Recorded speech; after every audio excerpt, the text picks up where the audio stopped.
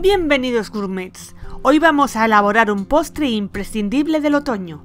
Vamos a preparar una tarta de calabaza al más puro estilo del Día de Acción de Gracias americano. Una receta muy sencilla y llena de sabor para disfrutar en familia y amigos. ¡Comenzamos!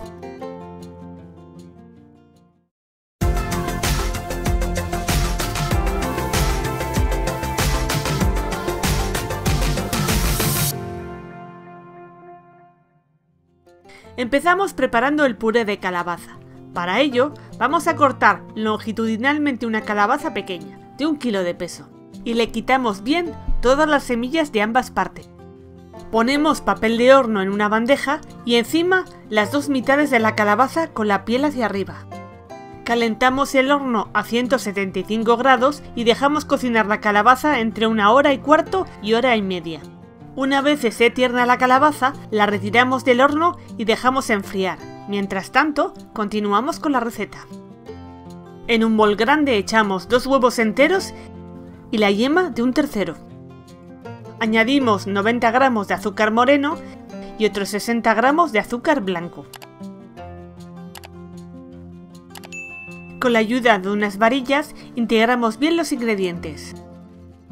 Añadimos media cucharadita de sal y 2 cucharaditas completas de una buena canela de la marca Laibé.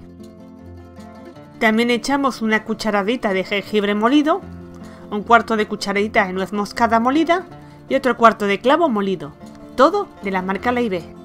Añadimos media cucharadita de ralladura de limón y volvemos a integrar los ingredientes con unas varillas, evitando que se formen grumos. Una vez se haya templado la calabaza y se pueda manipular, sacamos toda la carne con la ayuda de una cuchara y la añadimos a un vaso apto para la batidora. Trituramos bien la calabaza hasta tener un puré. Si aún así sigue algo caliente, dejamos que se enfríe. Añadimos todo el puré de calabaza a la mezcla y volvemos a batir con las varillas hasta tener una masa homogénea. Vertemos 350 ml de nata para montar y volvemos a batir con las varillas.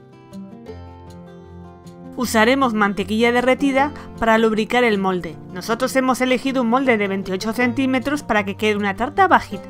Colocamos encima del molde la masa quebrada o pasta brisa con cuidado y la pinchamos con un tenedor.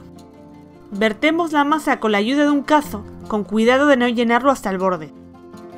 Horneamos durante 15 minutos a 220 grados. Pasado ese tiempo, lo bajamos a 175 y seguimos otros 40-50 minutos hasta que al pinchar con un palillo en el centro de la tarta salga limpio. Para acompañar la tarta, montaremos nata añadiendo un poco de azúcar blanco y batiendo con varillas eléctricas. Cuando tengamos la nata montada, la meteremos en una manga pastelera y podremos añadir un poco a cada porción de tarta que sirvamos. En nuestro caso, añadimos un poco de nata, espolvoreamos con canela y ya tenemos lista para ser devorada. Es una tarta deliciosa.